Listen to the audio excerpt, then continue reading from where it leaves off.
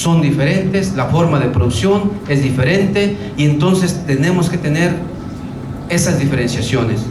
Entonces los comités estatales de semillas, que tenemos 22 ya trabajando, instalamos este año Zacatecas, me faltan 3 del reto que tenemos este año, Chiapas, San Luis Potosí, Nuevo León. Estos comités nos ayudan a identificar cuál es esa problemática que tenemos en semillas, qué variedades son las que se están utilizando, qué necesidades hay. Tenemos, por ejemplo, el caso de arroz, la variedad que más se cultiva, hace 20 años que se generó. Imagínense todos los cambios que han ocurrido. La siguiente, por favor. Y entonces, ¿qué es lo que hemos hecho? Pues estudiar toda la cadena y tener actores de toda la cadena del sector semillero, desde la materia prima, que son los recursos fitogenéticos, que dicho sea de paso, México es uno de los países megadiversos, más ricos en biodiversidad. La innovación y el desarrollo tecnológico, el otro eslabón. ¿Cómo aprovechamos todo eso para generar esas innovaciones, esas nuevas variedades? La transferencia de tecnología, no solamente generarla, sino que llegue al productor. La producción, todo lo que se tiene que hacer para obtener, llegar al mercado. Y finalmente también el consumidor. Y que incluso ahora el gran reto es la forma en que hemos venido haciendo nosotros el mejoramiento genético, es como que lo que se me ocurra, y eso debe cambiar. Debemos tomar en cuenta qué es lo que requiere el consumidor, cuáles son los retos que están acá para generar esa innovación, porque si no, entonces vamos a generar innovaciones que se van a quedar en el cajón. Tenemos que revisar y reconstruir esa cadena. Si desapareció la productora nacional de semillas, ¿qué hay que hacer? ¿Cómo cerramos ese eslabón? ¿Cómo lo vinculamos? Entonces, por ejemplo, de las instituciones públicas, se debe trabajar para que tengan el modelo de licenciamiento para que puedan transferir esos materiales a esas 600 empresas mexicanas o a las transnacionales si ellos lo desean. Reconstruir todo esto, la parte final que ahora se trata de hacer con Segalmex. Entonces tenemos que reconstruir la cadena, tenemos que analizar cuáles son los puntos críticos, los cuellos de botella.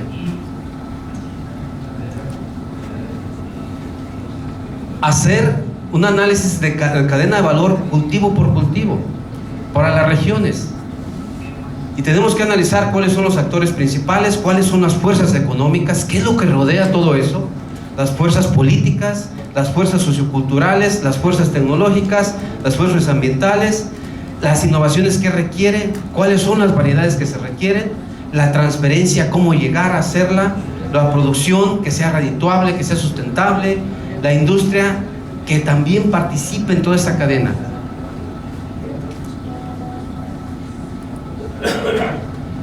Y lo que hemos detectado, pues, es trabajar fuertemente en 4 aspectos fundamentales. Sí, no debemos limitar eso, porque también no podemos limitar esa forma de innovar, pero tenemos que generar tecnologías que el sector requiere.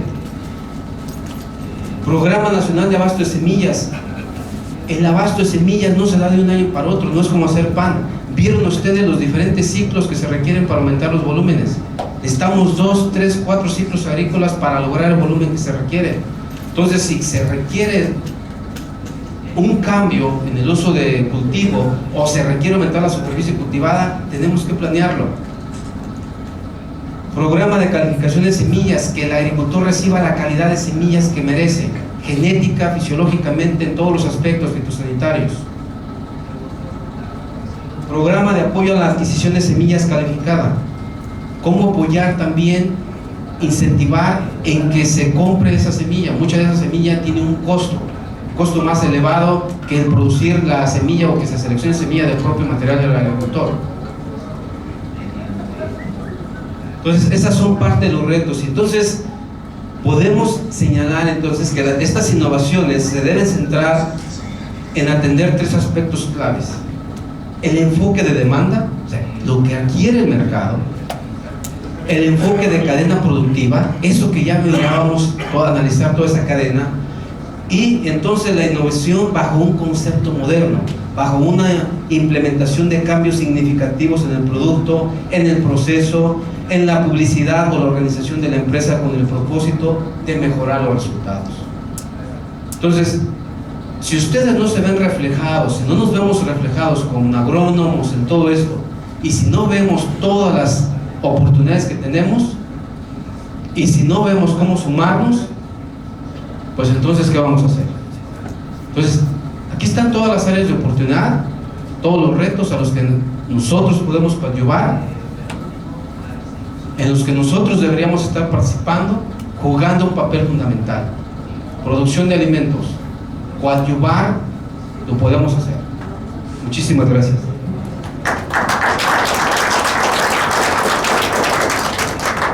Entonces, ¿cómo le va a dar el gobierno? Pero el gobierno, yo les voy a dar un ejemplo de, nosotros asesoramos a productores en diversas partes de la República. Vámonos a Tuxpan, Jalisco, porque hay muchos Tuxpan, Veracruz y muchos más. Y me dijo un productor, me dice, mira Memo, yo metí un proyecto al gobierno, invernaderos de pimiento morrón. Y me dice, si sale el proyecto, que a todo dar, Memo, porque para mí es un empujón de 2 millones de pesos para hacer otro invernadero. Oiga, don Gonzalo, y si no le sale el proyecto, ¿qué va a hacer? Lo voy a hacer, Memo, lo tengo que hacer, porque ese es mi negocio. Entonces, muchachos, aquí el gobierno es una parte de nuestra cadena de valor. Es una parte, pero no es todo ellos. Muchos de nosotros, no, es que ustedes, gobierno, no, ya mero me lo casanguean.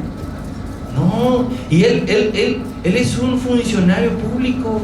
Él no es es más, ni siendo el presidente de la República soluciona los problemas. Ni siendo el secretario, no se puede, muchachos. México somos nosotros.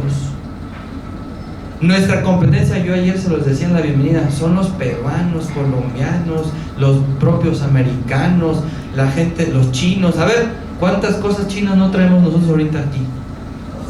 En este salón. Tenemos mucho, hasta la ropa es china. Los chones que traemos todos chidos, pues. Iba a decir balanceados, pero no. Entonces, muchachos, eso es, ábranle a la válvula, para que hagan otras cosas. Sí, los extensionistas, líder Alfredo, yo veo que de repente cuando estoy con el líder, no salí en el extensionista, ¿qué va a hacer de mi vida, líder? Pues ¿qué va a hacer? ¿A poco se va a quedar los brazos cruzados? Pues no, claro que no, porque hay una energía, hay una sinergia, hay un motor que se tiene que impulsar, que se llama familia. Y a la familia hay que sacarla con frijoles, con tortilla, con chile, con carne, con un trozo Kobe, que vale, un trozo Kobe le cuesta 1,200 pesos en el plato servido. Una vez mi señor padre, para iniciar, doctor y ingeniero Martín, una vez mi señor padre me dijo, mi señor padre trabajó en el gobierno toda su vida. Y a mí un amigo agrónomo me dijo, Memo, ¿tú cómo haces una empresa, cabrón?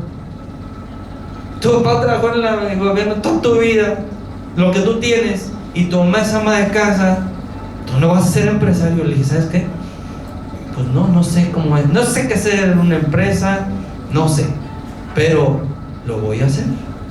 Ya hoy tenemos 6 años y atendemos a 12 estados de la República. En esta semana, el martes y miércoles, estuve en Guasave y en Mochis, Sinaloa. Los de Sinaloa son el granero de México y está bien, sí, son muy fuertes, pero está la tecnología y tenemos que avanzarle, porque si nos quedamos en el burro y no, muchachos, estamos ya, o sea, Estados Unidos ya no usa burros. Bueno, yo creo que Estados Unidos nunca, o no sé si usó burros alguna vez en su época. Entonces, y a lo mejor me va a brincar el de Tabasco. Nosotros, como el año pasado una vez me dijo el de Tabasco, nosotros producimos 2 o 3 toneladas por hectárea de maíz. Y el agrónomo, ¿qué está haciendo ahí? Pues entonces, ¿qué? No hay agrónomos. Si hay agrónomos, las condiciones climatológicas no te dan, la semilla, lo que decía el SNICS. El SNICS pues hace su chamba nada más. Pero los agrónomos, la innovación, las nuevas variedades, Sí, pues sí, es que nos dicen, no, nos tiene atrapados Monsanto, Bayer. Pues sí, pero pues también hay otras opciones. Entonces, a lo que yo específicamente vengo es que abran pulmón, que abran, como dicen los tacos, corazón, bufe y mente y buche, para que se extiendan en estos temas del agua. Ustedes están viendo que a nivel federal, que en sus estados, que sí hay apoyo, que no hay apoyo. Pues si no hay apoyo, usted tiene que hacer germinar sus semillas. Así es que, muchachos, pues bienvenidos a su mesa 1, los profesionales del campo en la nueva política sectorial. Y como vamos a hablar de profesionalización, les voy a hablar de la inocuidad. De la inocuidad agroalimentaria como una herramienta básica para la exportación. Y no muchos, y yo lucho con los agrónomos, yo me los zarandeo. ¿Por qué? Porque hay agrónomos, los Sinaloas, los Tamaulipas, los Jalisco, no se sienten, ay cabrón. Es más, para decirles, me dijo el productor con el que fui a Guasave, y a Mochis. Me dice, Inge, el agrónomo vino y dice que la tierra, que es la buenísima para producir tomatillo. Ah, sí, ¿cómo le hizo? No, nomás así la vio. Perro. Está bien pesado, o sea, está bien, ustedes pueden reconocer que viendo la tierra, viendo sus condiciones, viendo el clima, pues sí, a lo mejor podemos decir, esa tierra sí está buena, pero hay que soportarlo con un análisis de suelo mediante un laboratorio acreditado. Y entonces ahora sí me quito las gorra Inocon o el sombrero agronómica, lo que quieran, pero nomás así, no, esa tierra está buenísima, es complicado. Y luego súmenle que los agrónomos a veces nada más, no, en la camioneta, dije, entonces tenemos que cambiar. O sea, las prácticas que se estaban haciendo ya hay que cambiarlas, porque si no las cambiamos se va a aplastar nuestra economía, nuestro campo, y entonces ahí sí va a estar bien difícil. Ni el gobierno, con todos los pesos que pueda tener, va a levantar un país. Entonces mucho depende de nosotros como sociedad, de nosotros como agrónomos, y ser profesionales como la mesa 1. En la mesa 4, ahorita que fuimos a inaugurarla, tiene un hashtag, es en el 41 la mesa 4, porque nunca ha habido una mesa 4 en 40 años, muchachos. Nunca habían volteado a ver a los muchachos, nunca. Entonces tenemos que ver a los muchachos, porque los muchachos son el semillero, están estudiando ahorita, ahí están. Unos en Chapingo, otros en la UDG, otros en Hermanos Escobar, otros allá en la UAS, en Saltillo. En cualquier parte del mundo están los muchachos trabajando. Le escuelizan, no, es que usted, doctor, es de Chapingo y yo soy de la UDG y soy su enemigo. No, hombre, eso era a lo mejor antes, a lo mejor. Pero eso ya no es así, esto ya cambió mucho. Ya ahora una aplicación nos dice si hay o no nitrógeno, fertilizante. O sea, ya el sector agropecuario ha cambiado mucho. Entonces, por eso les traje esto. Y espero que hayan disfrutado las mieles de esas plantas. Este no está quemado. Ahí están los restos del rastrojo que hubo ahí, con los restos del pasto. Entonces esto se corta, se seca y ya en finales de julio, principios de agosto se hace la siembra con coa. No hay preparación de suelo, no hay barbecho, no hay rastreo, nada de eso. Es una mínima labranza o casi cero labranza, ¿no? Y esto permite que cuando llueve primero no se nos va el agua. Hay una mejor captación del agua y esta materia orgánica se va a ir, si no se quema, va a ir incorporándose paulatinamente al suelo, mejorando su estructura, mejorando su capacidad de retención de agua y la fertilidad. Ahí tienen una parcela de milpa sustentable, ahí se ven las hileras de maíz a 2 metros, las hileras de frijol entre las hileras del maíz. Y ahí está el ingeniero Domingo Huerta en una parcela que tiene actualmente. La acabamos de visitar, yo estuve por allá hace unos 10 días y ha sido un año en esa región también un poco seco. Afortunadamente este ciclón que pasó por el Pacífico trajo muy buenos aguaceros en esa región y va a haber frijoles y va a haber elotes. Ok, entonces vean el suelo. Vean, eso es un suelo con una pendiente fuerte. Vean el suelo donde no hay vegetación, es un suelo pues, pobre, está casi el tepetate a flor de tierra. Y vean esta parcela. Aquí, además de las variedades de maíz buenas y variedades buenas de frijol, aquí lo que hace la diferencia es el abono orgánico, el abono de corral. A cada mata de maíz se le pone un puño de abono e inclusive al frijol, y eso hace la diferencia. Aquí esta parcelita de acá de enfrente, no se alcanza a ver aquí, pero aquí el mismo agricultor sembró maíz y pues le nació mal, y ahí no va a haber, por aquí tal vez se alcanzan a ver unas plantitas de maíz, pero ahí no va a haber cosecha. Vean la diferencia, en esas condiciones de suelos delgados, erosionados, sin materia orgánica y fértiles, vean lo que hace este trabajo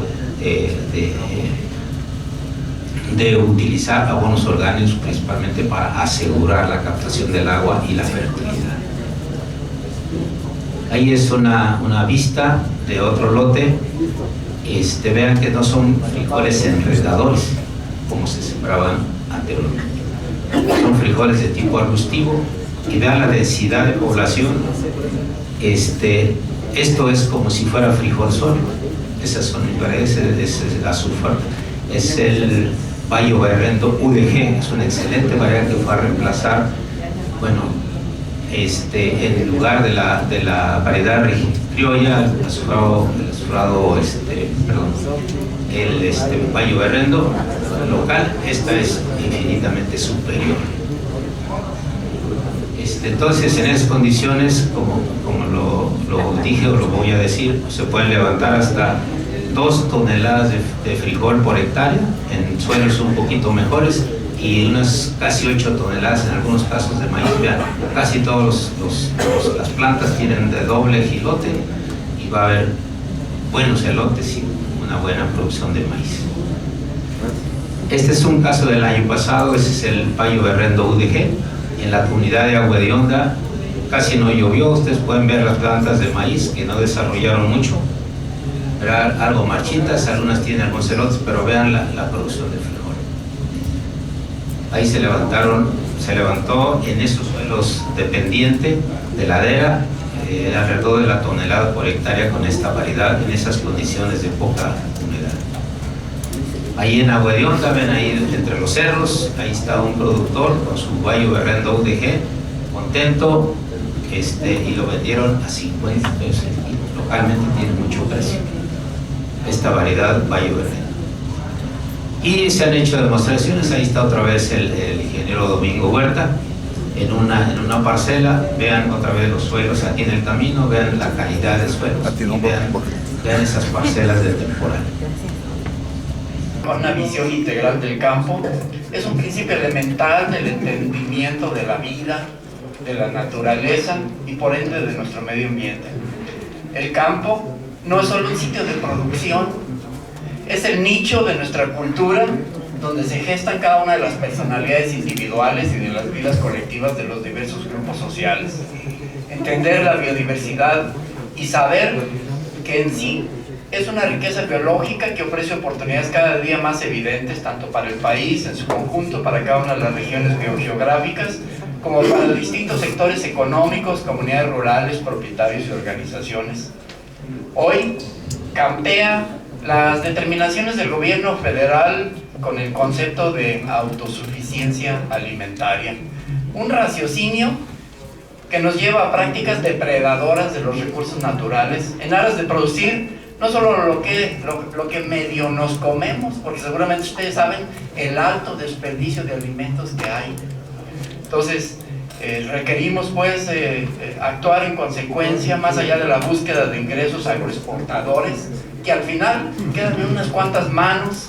Entonces tenemos una economía ficticia basada en un modelo rural fallido.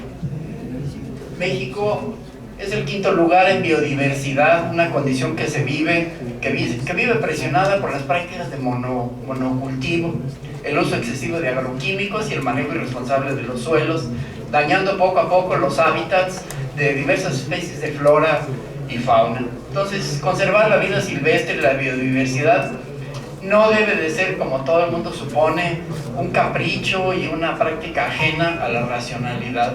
Entendamos los servicios ambientales, los bienes y servicios que nos brindan, como el agua que tomamos, el aire que respiramos, el paisaje que nos brinda la regulación del clima, la captura del carbono y otros contaminantes, entre muchos más. Porque el principio de que se conserva solo lo que es apreciado y valorado. Entonces, como una nueva actitud con mejores visiones rurales y con voluntad gubernamental, deben de impulsarse procesos, planes, programas, proyectos respaldados, lo mismo desde el sector público, desde fuentes internacionales. La vida silvestre y la biodiversidad no pueden abstraerse en una clara referencia territorial, deben estar sustentadas en conceptos de cuenca, en el respaldo por instrumentos de ordenamiento ecológico territorial y bueno, solamente delimitados por la visión de los grupos locales, de los territorios de cada ejido, de cada comunidad. En términos prácticos, las oportunidades que hay en este ambiente son el aprovechamiento de especies de flora y fauna, actividades cinegéticas, criaderos extensivos e intensivos de fauna silvestre y exótica, producción forestal no maderable, proyectos agroecológicos y de diversificación productiva, el ecoturismo, el turismo rural, el turismo de aventura, la cosecha de agua, la captura de carbono. En nuestro caso, días pasados estuvo ahí en Michoacán el secretario de Semarnat, Víctor Toledo. Él apuesta a la ciudadanización ambiental, la agroecología, al manejo adecuado del agua, todo ello acompañado de acciones de educación y de cultura ambiental. Entonces aquí es fundamental pues, la coordinación de las instituciones. No debemos de estar sustentando que exclusivamente lo que hoy es SADER o SADER habrá de definir las políticas para el campo. Es necesaria la vinculación con la Semarnat, con la CONAFOR y otras instituciones. En el caso de la Comisión Nacional de Biodiversidad, por ejemplo, tiene una publicación: alimentar a México sin deforestar.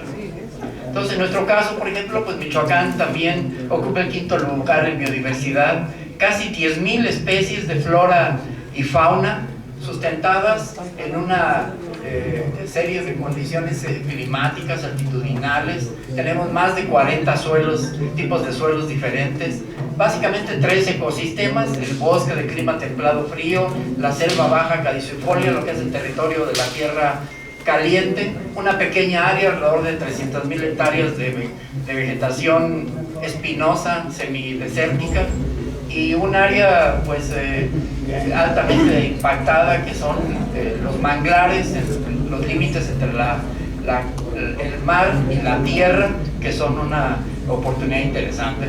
Entonces, bueno, dentro de las características en nuestro país es importante que valoremos el aprovechamiento sustentable de los recursos naturales como una estrategia de conservación. ¿Podemos pasarle la información aquí al doctor? Sí, todas las ponencias que tengan su respaldo, pues las van a proporcionar y las vamos a hacer llegar a través de la página a todos los agrónomos y del grupo. Sí, ya lo comenté hace ratito, ¿verdad? Cuando dije 9.151, hay quienes me han dicho: oye, pero no consideraste el costo de la renta de la tierra, es que son de él. Sí, pero debe considerar, porque se deteriora. Al contrario, con él se beneficia la tierra por la humidificación, por la lombricomposta y todo, ¿verdad? ¿Cuánto estás considerando el arrendamiento? Como te digo, no lo consideré ahí. porque es tierra propia y la maquinaria igual también, pero si así lo aplicara, hay ganancia, me acaba de decir, pero aún sin embargo digo, bueno, si lo aplico va a aumentar el costo de cultivo, pero las ganancias también, ¿por qué? Porque si no lo desembolsó, lo tiene en su bolsa, entonces es utilidad también. Por eso no lo consideré, pero está para los comentarios y la observación.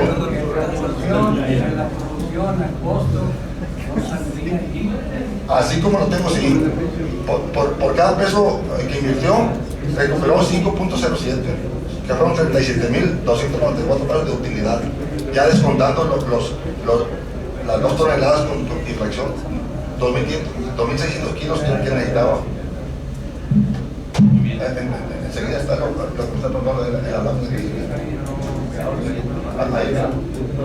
Si él hubiera obtenido nomás 2.671 kilos, con eso recuperaba los 9.151, pero obtuvo 13.500, obtuvo la utilidad de más de 10 toneladas. La utilidad de 37.394 por hectárea. Y considerando la utilidad que tuvo de la Mongolí, este productor obtuvo por hectárea de utilidad al año más de 62.000 pesos, considerando la utilidad de... Excelente, ingeniero. Te agradecemos toda la información y nuevamente les repito que todas las ponencias que nos proporcionan información. Bueno, seguiríamos entonces con el cuarto expositor, el ingeniero Wenceslao Bautista Rodríguez de Aguascalientes. Adelante, ingeniero. Buenos días a todos. Su servidor soy el ingeniero Wenceslao Bautista Rodríguez, ingeniero fitotecnista, egresado de la Universidad Autónoma de Zacatecas. Mi ponencia es, más bien les voy a platicar de una experiencia. Es maguey, un cultivo alternativo para la innovación y el conocimiento. Aguascalientes desde 1728 tiene antecedentes documentados de la producción de mezcal y aprovechamiento de maguey en sus diferentes subproductos, hablando de aguamiel, pulque, fibras, etc. Posteriormente nosotros como productores insistimos desde el 2002 para que fuéramos considerados Aguascalientes con estos antecedentes y más dentro de la denominación de origen del mezcal. Hasta 2014 nos hizo caso el gobierno, se empezaron los trámites, en 2016 pudimos ingresar la solicitud y en agosto del 2018 Aguascalientes es considerado dentro de la denominación de origen del mezcal. ¿Esto qué nos permitió? Como productores, organizarnos. Nos organizamos y empezamos a pujar para que el gobierno nos hiciera caso. Y empezamos a rescatar toda una tradición del aprovechamiento del maguey en sus diferentes presentaciones. ¿Qué pasa? Aparentemente, pues no existía esa cultura. ¿Por qué? Porque la dinámica del estado de Aguascalientes, muy orientada hacia la industrialización, hizo que nosotros los productores nos perdiéramos. O sea, no nos miraban. Por eso la organización para nosotros fue importante, porque eso hizo que los gobiernos voltearan a vernos.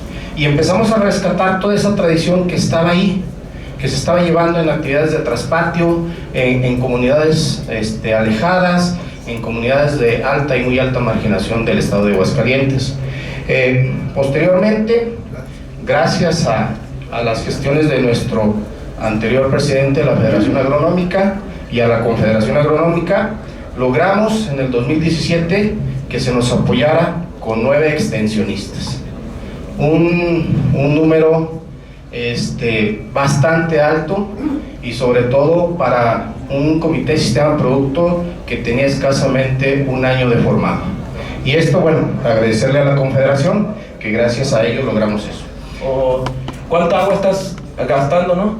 Entonces también están interesados en ver cuánto es nuestro gasto de agua, porque todo el sistema es totalmente recirculado. Ajá. Entonces, la meta de este inversionista es poder producir en 1000 metros cuadrados 1 hectárea, o lo que sería bien si tuviéramos 1 hectárea de este sistema, 10 hectáreas. Entonces, es una buena opción, la dejo ahí como para la agricultura periurbana, meramente para no dañar más nuestros bosques. Este tipo de alternativas, vamos a crecer en forma vertical ahora. Entonces, pues nada más eso. No traje las fotos actuales, pero ya tenemos fruta en los primeros sets de arriba donde pega más luminosidad. Y tengo ahorita encargado la construcción de otros 2 invernaderos iguales en esas mismas bodegas. Y el señor, el empresario, ya como se siente más seguro porque ya vino el comprador a decirle que la quiere toda, me está pidiendo un carrusel, que diseñe un carrusel para que las fresas suban. ¿Por qué? Porque la luz LED no nos da calor en la parte inferior. Entonces, si le metemos algo de calefacción, pues no se incrementaría un poquito, pues. Entonces, la idea que hay ahorita es un carrusel para mover estas estructuras. Y tienen por ahí otra inquietud de meter espárragos en macetas para este tipo de agricultura, ¿no?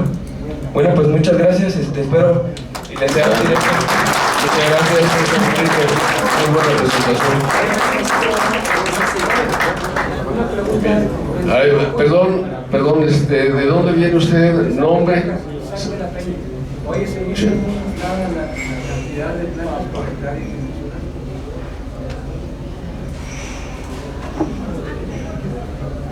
Ya lo había quitado.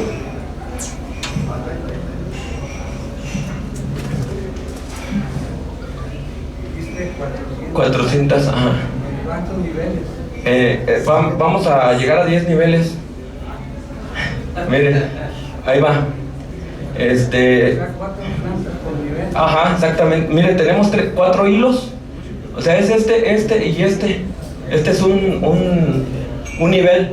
Entonces, estas casi van aproximadamente como a 10 centímetros. Entonces, multiplica el nivel por los niveles y ya es la cantidad de planta que les puede dar. Entonces, les digo, vamos en el nivel 7, pero por falta es una inversión cara. También eso hay que saberlo, ¿no? Pero fíjense, está interesante porque cuando uno construye una hectárea de invernadero se gasta como unos 3 millones de pesos aproximadamente. Entonces, en un sistema de estos puede ser que nos gastemos los 3 millones de pesos por toda la herrería y el sistema de GNS, que es muy caro porque está patentado, pero se puede hacer en tubos de PVC. Entonces vamos a tener 1000 metros cuadrados con una inversión, y vamos a tener nuestra hectárea. Mire, ahorita estas son fotos actuales, no sé si ven la fecha. Les digo que los sets, antes de venirme para acá, esta presentación la hice con mi celular porque traía fotos. Ya tenemos fresa en la parte de arriba, en la parte superior, porque le pega más la luz. De hecho, hay otro problema también ahorita, que es caro porque metemos una cantidad de luz. La luz es artificial, pero tenemos que igualar la luz que tenemos en la superficie. Entonces necesitamos meter más lámparas. Y viene otra cosa, ya saben que las plantas tienen, la temperatura es un factor para que también logren la madurez, pero también la fase de la noche, cuando cambia su fotosíntesis. También, si nosotros dejamos las lámparas prendidas para compensar las horas que nos hacen falta, tenemos el problema de que en la noche no hacen el otro proceso de fotosíntesis. Entonces, con el inversionista lo que estamos viendo es traer más LED o el carrusel, que sería el que nos ayudaría a compensar esas horas de calor y de luz. Pero bueno, se me hace interesante porque siento que se pueden producir más cosas, no solo la fresa. Esto del espárrago que se le ocurren en macetas es nada más comentado todavía, pero siento que sí podemos crecer más hacia lo vertical. Muy bien, agradecemos al señor César Enrique García Mora su participación. El empleador, ¿qué es lo que busca? Una persona competente. Me ha tocado participar en varios estudios de empleadores. No, aquí yo lo enseño, pero que sea honesto. Aquí yo lo enseño, pero que sepa trabajar en equipo. Tiene título, no le hace que tenga o no tenga título. Yo aquí lo enseño, yo aquí lo capacito. Y es así, padre de familia, empleador y el mismo estudiante. El estudiante lo que busca es ser una persona competente.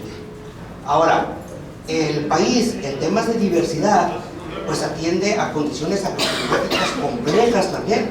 Hablaba el compañero de Tabasco, nosotros venimos de Chihuahua, donde es una zona muy árida, tenemos muchos primeros lugares en producción de alimentos, pero posiblemente es porque tenemos también mucha superficie para cultivarlos, 1,5 millones de hectáreas produciendo comida, 500,000 de hectáreas con sistemas de riego y 1 millón de temporal. Entonces son condiciones que se tienen que evaluar.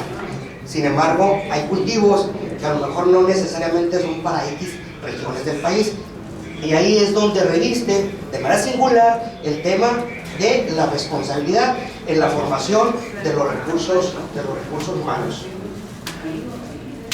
El enfoque de este modelo está relacionado a la parte que dice Jack Ma en China, que dice la parte hay que formar algo que no se enseña, la parte única, y se enfoca mucho al tema humanístico en un inicio. Todas las personas como profesionistas necesitamos hacer un reset en la entrada a la universidad, tener valores, tener conciencia, tener respeto y responsabilidad por el uso de los recursos, ahora que nos formamos como agrónomos, y luego la parte complementaria que es la parte técnica. Este modelo posiblemente llegue a tanta flexibilidad curricular que le permita al estudiante formar su perfil de egreso, que es algo que se está cuestionando, porque en un segundo momento el modelo sí encasilla al estudiante a que se tiene que formar el perfil de egreso que la institución dicte en un segundo momento. Pero la intención es que el modelo educativo permita y sea tan flexible que cada quien construye su perfil de egreso. Vamos a darle algunos clics, por favor.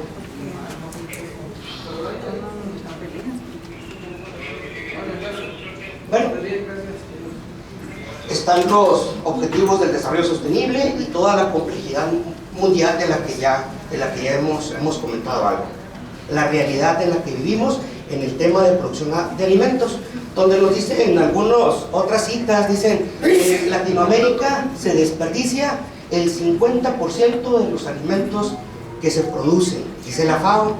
Yo no sé si está un poco exagerada la cita o no, hablar de ese porcentaje, pero sin duda, si se desperdicia es porque no se tiene un plan en lo que se debe producir, y únicamente producimos lo que creemos que se puede vender con un enfoque de aprovechamiento de la superficie que tenemos para generar toneladas o para generar dinero como único fin. Adelante.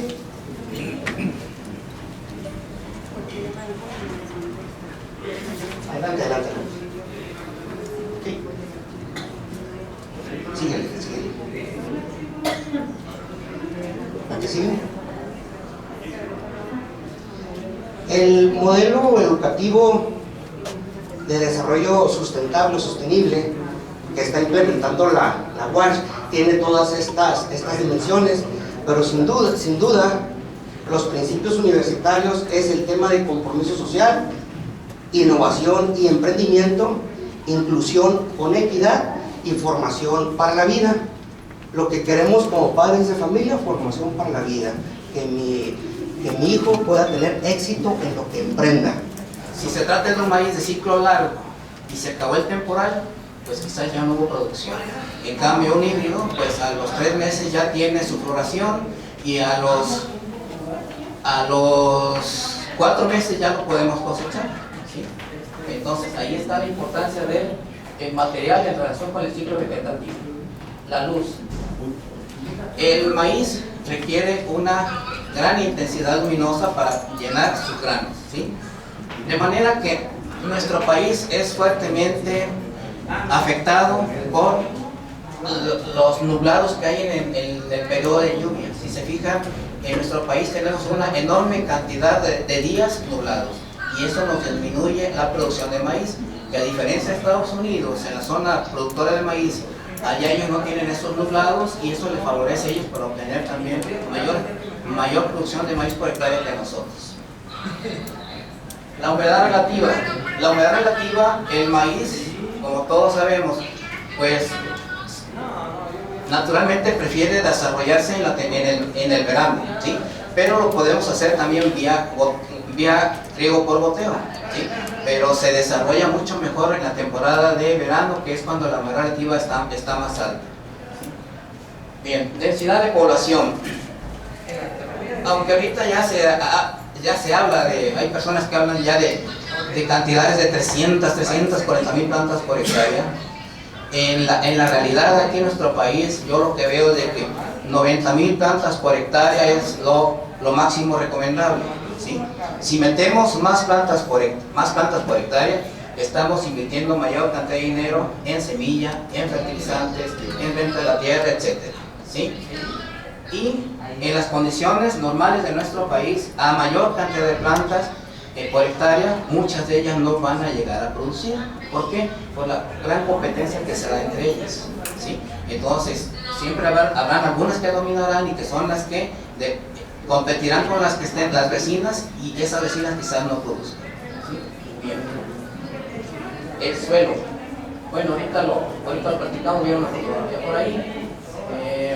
Pero básicamente el suelo lo más importante es su textura, está relacionado con la densidad aparente y sus propiedades químicas.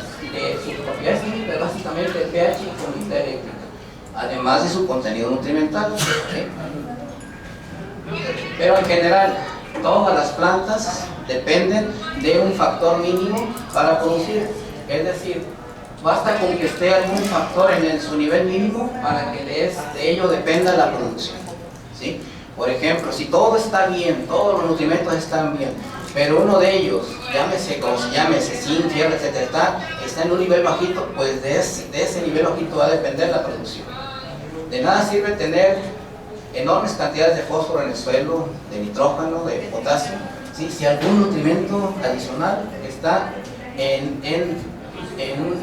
desnivel, ¿sí? La siguiente, por favor. Bien. Bueno, ya mencionaba lo del factor genético. Son mazorcas de cal. Igual, este es otro. El maíz cal es un maíz, como lo pueden observar, es una mazorca grande, pero su grano ligero, ¿sí? Pero miren, por mazorca, esto pesa alrededor de 430 gramos. De 350 a 430 gramos. Yo lo he pesado, ¿verdad? Pero este maíz se siembra, se establece a una distancia de 30 centímetros al menos.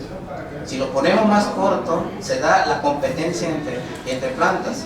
Es decir, no es lo mismo cultivar un híbrido de esta naturaleza un híbrido que crece unos 3 metros de altura en comparación con uno de estos, ¿sí? Dejaron 2, 3 sin producir. ¿Qué sucedió? La luz. Y recuerden que los híbridos tienen las hojas erectas, ¿sí?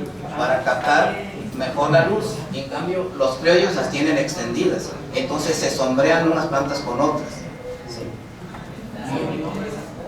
Decía, es un material, un maíz ligero, pero dado su tamaño de mazorca, tiene un buen rendimiento por mazorca.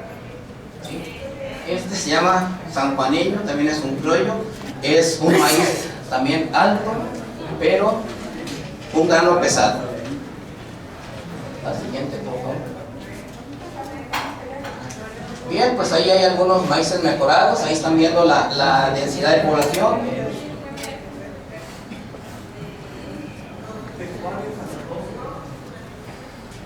Este es un híbrido que se llama H0. Esto es en un suelo franco, este es en un suelo arenoso, este es un suelo arcilloso aquí en Tezistán. Este es Tezistán de Ortega, Nayarit. Esta es la mazorca aquí de Tezistán, ¿sí? Pero aquí se observa la distancia, ¿sí? Un comportamiento diferente, salud, pero aún así se dan plantas porras. La de recursos naturales es limitada en recursos naturales. Suelos regularzones, no muy buenos. Relieve irregular.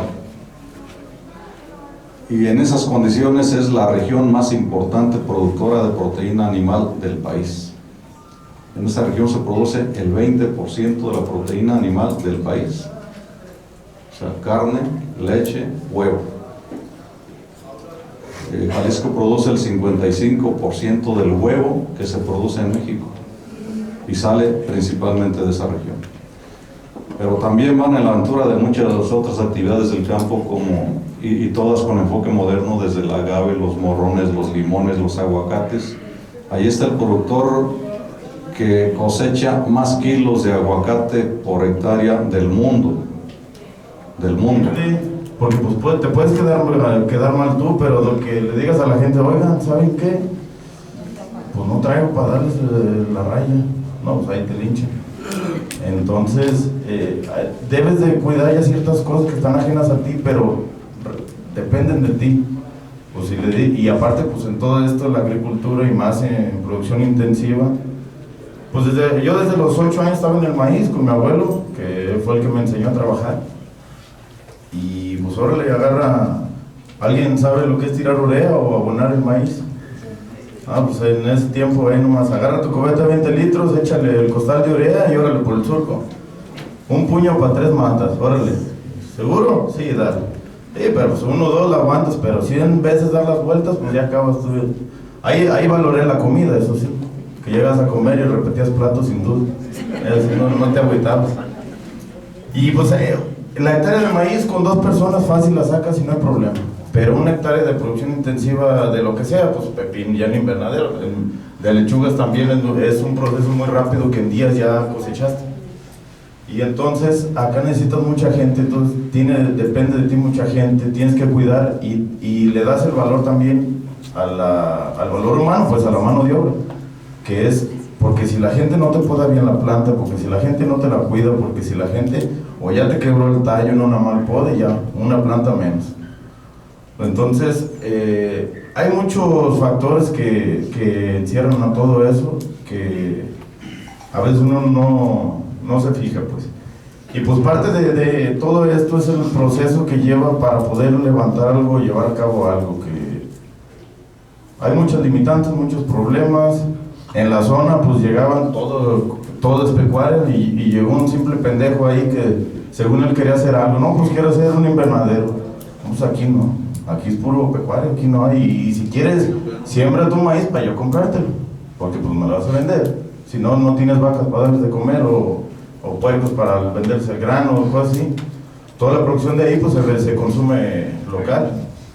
Entonces, también el querer innovar de cierta manera, y más porque pues como es pueblo chico, pues Tepa, no sé, algunos conocen, pero fulanito de tal, hijo de tal, con padre de este, y vive a la vuelta con doña María de las enchiladas. Sí, es eso.